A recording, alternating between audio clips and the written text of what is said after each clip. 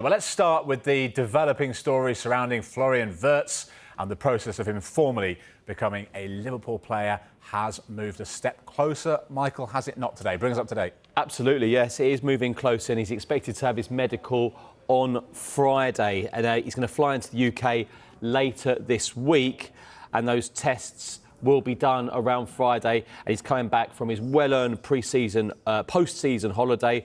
Remember, they've agreed a $116.5 million deal with Bayer Leverkusen, $100 million payment up front, plus $16.5 million in potential add-ons. It's very, very, very exciting transfer for Liverpool Football Club. I know we've talked about it's a lot of money. Liverpool are spending a lot of money, but let's be honest, they didn't spend a lot last summer, and I think Arne Slot has more than earned the right to make it a new Liverpool. So to reiterate, Florian Wirtz expected to have his Liverpool medical, Liverpool fans, Friday.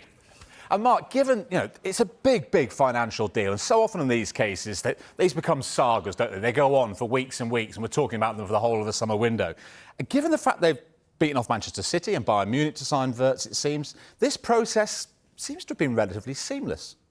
Yeah, I've been impressed with the way Liverpool have operated so far in this summer's window. They've clearly identified the players that they want to strengthen the side, and they've gone out and got them nice and early. Now, teams that operate quickly often get the business done nice and smartly. They've got players that they've targeted. They don't have to go through long, drawn-out sagas and negotiations. They just get it done, get the players in, and it means that they can relax. And depending on what happens elsewhere in the window, the market forces are not going to affect them. So, for example, the benchmark for a young, exciting European midfielder, Florian Wirtz, is now 100 million plus.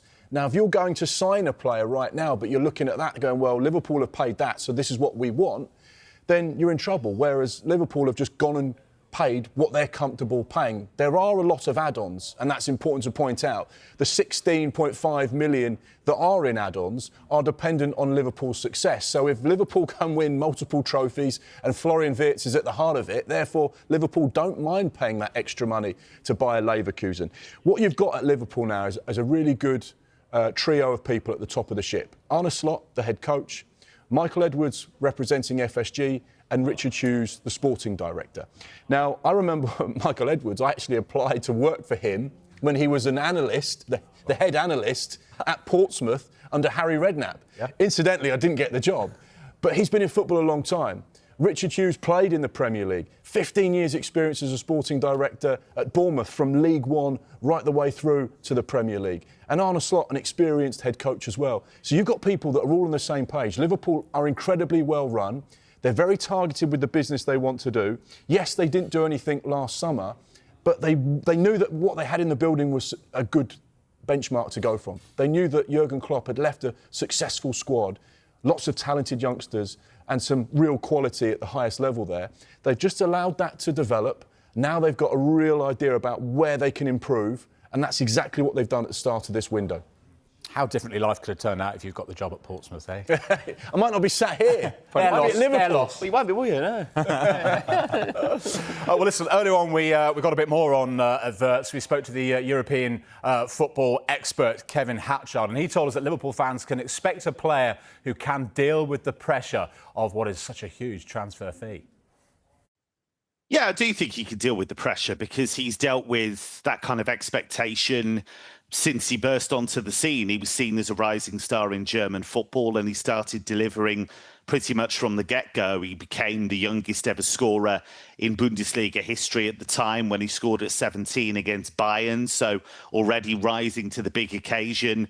When he was pushing for Bayer Leverkusen's first ever Bundesliga title, he delivered. I mean, that goal against Werder Bremen was part of a hat-trick, his first ever senior hat-trick.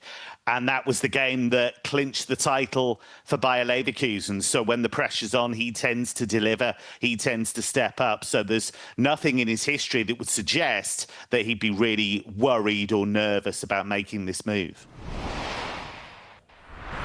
Yeah, he can handle the pressure. That sounds good, I'm sure, to Liverpool fans. We've taken a closer look at what Liverpool are getting in Florian Wirtz, Mark, and his attributes, and the scouting report, which focused on his performances last season. What can Liverpool fans expect? Well, they can expect a player right at the top of his game. He may only be 22 years old, but there's no question that he has so much to offer Liverpool. When you look at the numbers, they really do stack up at the moment. And this looks like a lot of data and information right there, and it is. But the important thing to point out is that this is accumulated across the top 5 European leagues in the world. So when you look at the Bundesliga, La Liga, Serie A and the Premier League, these are all numbers that are brought together. And when you see a high percentage, 99%, 98%, he is right up there. So the numbers stack up. And you just have to look at the situation when it comes to assists. He's in the top 1% in the top 5 leagues in Europe. The same with passes completed, take-ons completed, touches, and then, of course, position 1 in the final third. His numbers are some of the very best. And that's one of the reasons why Liverpool have gone and spent in excess of £100 million on Florian Wirtz. They were losing a massive player in Trent Alexander-Arnold, someone that was hugely creative, but he did it from right back. They've now got a more orthodox creative force. Someone that can play as an 8, someone that can play as a 10, someone that can also play out wide as well. So he brings a real versatility. But it's those numbers, and we know that Liverpool have a data-based model when it comes to recruiting players, as well as going out and scouring the world. They do use data in their systems, and Florian Wirtz ticked all of those boxes.